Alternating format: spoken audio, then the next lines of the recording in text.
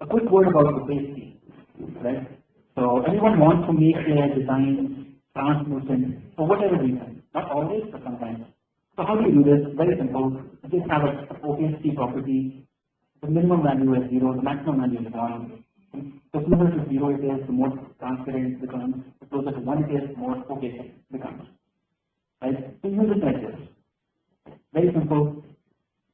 There shouldn't be any questions, right? This is a small demo. I hope you can see this. So in the first one, the header is translucent, and the second one, you can't really see it, but actually the box is translucent, and in the image is a PNG, and over there, that's also translucent.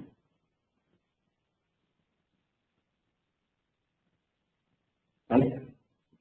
So that's very nice. Then you come to something really exciting. Probably, in my opinion, the most exciting thing about CSS3, which is transitions and transforms. In transitions, what you do is you transition the state from one thing to the next.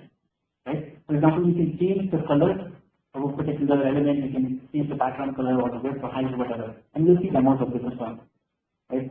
And transform is more about rotating or scaling or skewing the elements. So transforms is more about that, and transitions is more about changing the inherent properties. This is how it's done. Don't be overwhelmed. It's just two things basically. We're just adding render prefixes, right? Because transitions and transforms right now are not supported in a standard, way. We have to use render prefixes for it to be displayed properly on all browsers, right? What you do is you first of all say which property you want to transform, right? In this case, I want to transform. Transition. I want to transition the background color, right? I want to transition the background color, and I want it to take 4 seconds, right? That's what I'm going to do. And how do I do this? Okay. Whenever someone hovers something, the background color should change to blue, right? This is a simple code. So whenever I hover over this, it will take 4 seconds, and the background color will change, right? Very simple. Nothing to be intended about. Just go off. You have plenty of tutorials on the net as well. So you experience it nice.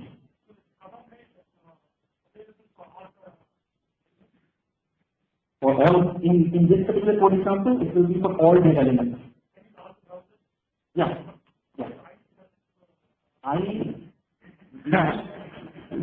So I'm not really sure about IE, but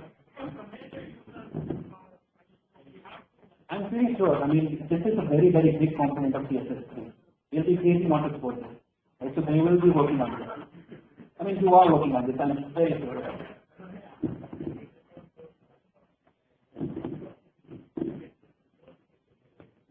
Okay, so the question is properties without these things.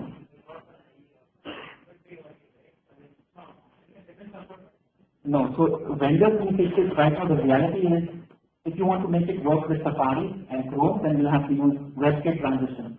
Right? If you wanted to make it work with Mozilla, then you have to use Morse transition. If you wanted to make it work with Opera, then you have to use O transition. Right? Because this is a very new feature that we are still working on.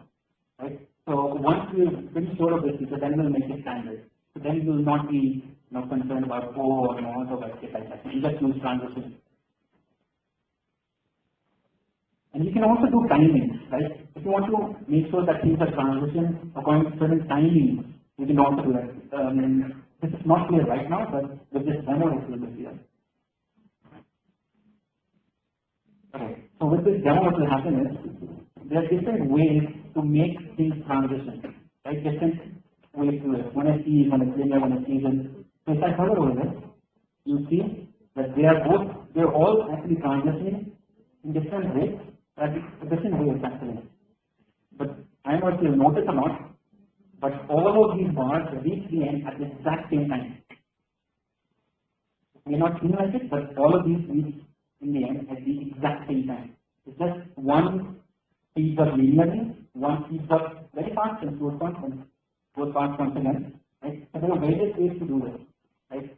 Ease in linear, ease out, ease in out. Right? You can apply all these effects as well.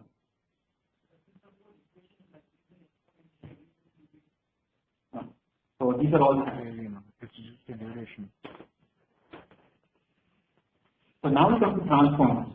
Right? This was all about changing the width and height and stuff like that. Now you come to transforms. Transforms is more about scaling and rotating and stuff like that. Instead of having an actual web page demo, I think it will be best described within this image. So let me just come over here. So it says transform, translate. Translating is about moving the element from one place to the next. Right? Then you have scale. Scale is obviously you know what scale is, and rotate, you know what rotate is. Right? You can use this, and what will happen? The original element is this light blue one. Right? This is the original place where it is. When you say translate 80 and say move 80 So this dotted thing, can you see this dotted thing over here? This dotted thing over here.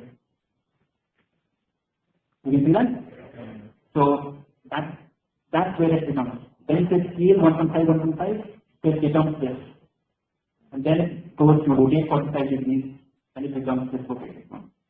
Right? You can do all that kind of stuff using transforms.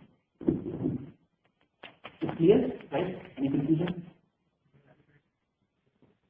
Kind of. There is a way in which you can use translations and transforms to kind of analyze that. Yeah, you can combine it with JS, for example, as well. But right now I'm not talking about anything about JS right now. Let's see a few code demos as well. So this is a small piece that I made. Let's hope it works. Okay. So the first thing you'll notice is this thing. This is rotated about 45 degrees, I think. This is once again normal HTML5 video playing over here. It has nothing to do with CSS3. Then you have this. Right? There's no JS involved. I'm just doing on hover. It increases the height. Right? That's it. We now have a collapsible navigation menu using just CSS3. Simple. There's another demo that one of my teammates made. We have this, and click it. Nice smooth animations going on with images as well. Pretty sweet. So look more into transitions and transforms. It's very, very cool, and I'll encourage you to do it cross browsers. Don't just be obsessed with WebKit, right? Don't be just obsessed with Firefox. Test on all browsers, because nowadays all browsers are either working on it or support it, right? They just do it using their own vendor prefixes. So make sure you use all of those vendor prefixes.